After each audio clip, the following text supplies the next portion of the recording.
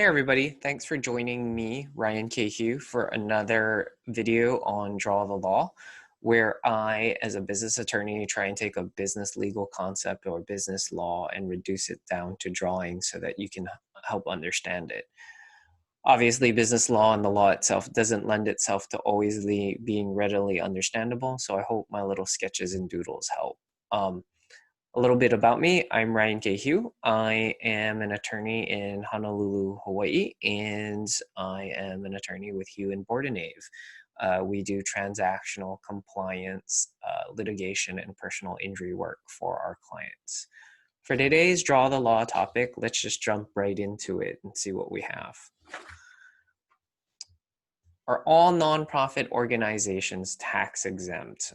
Which is perfect, because hopefully when you're viewing this video at some time in November, I'm a fan of alliterations, and so I dub November as Nonprofit November. And hopefully these little videos, webinars, and other blog posts and resources that me and my firm share help out all you people who are interested in nonprofits.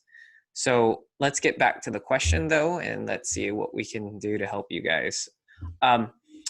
Are all nonprofit organizations tax exempt? I'm going to refine that and say activities. And unfortunately, I'm going to give you the lawyer answer, which is maybe. There are certain things that may be tax exempt. But let's jump into some clarifications first. Tax exemption usually refers to one of the 501(c) designations given to a nonprofit corporation. This is where the tax exemption is coming from, is the IRS, and it's the IRS who gives it because you apply for it. They designate you as one of the 501(c)s, and most people consider the 501(c)(3) is what they're generally talking about, and that's the well-known. Those are things like the Hawaiian Humane Society, the blood bank, your various food banks. But what they don't realize is I believe there's about 24 other designations under 501(c)(3) through 501(c)(27. And yes, they skipped some numbers, but yeah, through these series in the IRS code, there's something like 25 different types of organizations that allow you to apply and get tax exemption status. So first things first is that if you have a nonprofit corporation,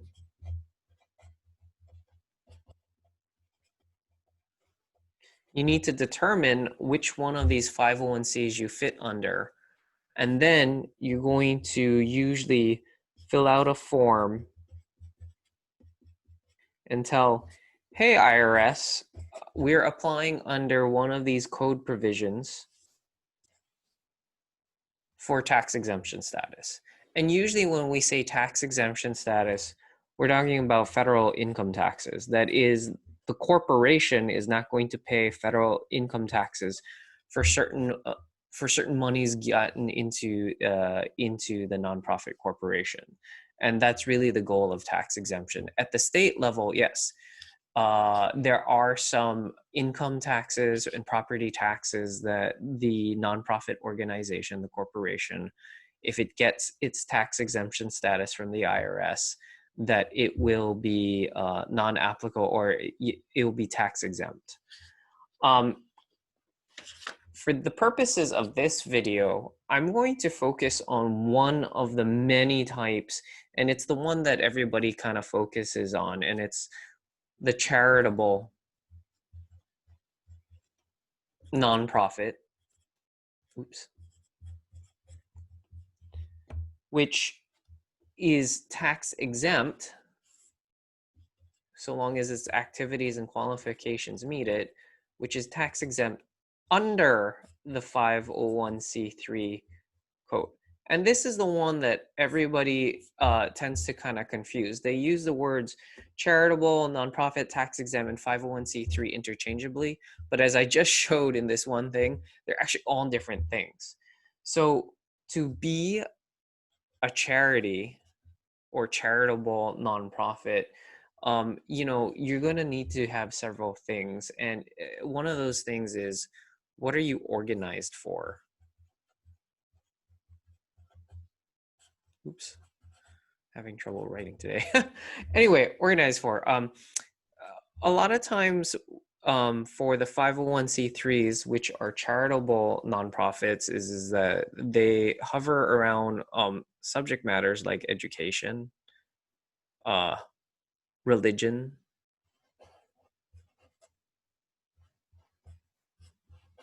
oops, sorry, religion, and science,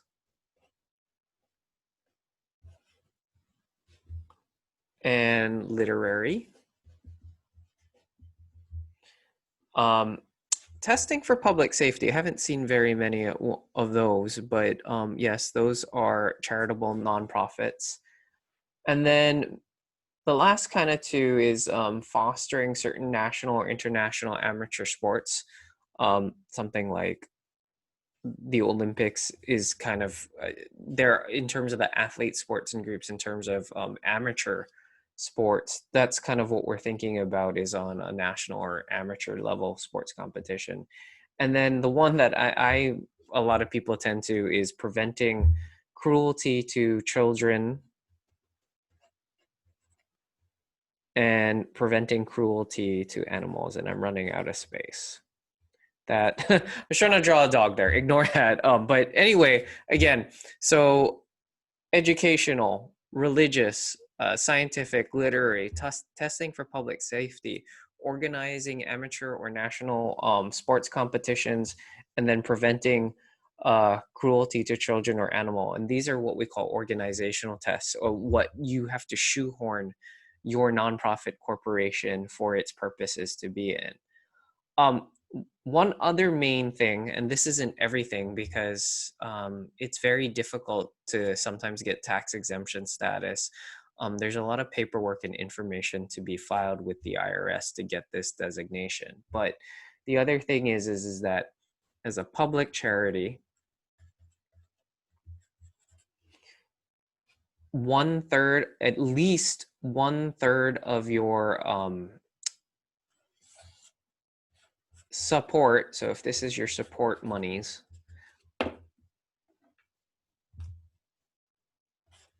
1/3 of it must come from the public. Yeah, so there's a lot of hoops to jump into just to achieve tax exemption. Um, and generally for a 501c3, what you're going to want to do is compile this information that you have in your articles, bylaws, policies, is that, hey, we're organized for one of these charitable purposes. We have a budget and projected revenue or organization that is publicly supported. That is, we ask for donations. And there's a number of other things that I'm skipping over. That's why it's best to kind of seek help in terms of, if this is your first nonprofit organization and you're working with the IRS, there's a lot of paperwork to inform.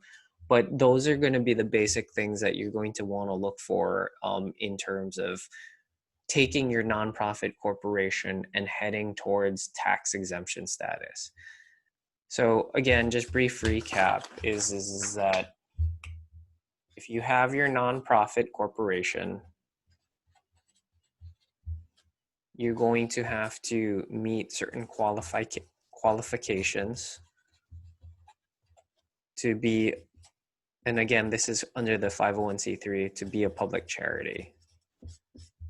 You're going to take that information, send it to the IRS, and for you're looking at a form 1023, and there's possibly a 1023 easy depending on the size of your organization.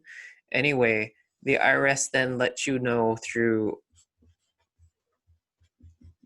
a letter that they've determined that you qualify for tax exemption. And usually what happens with that tax exemption letter,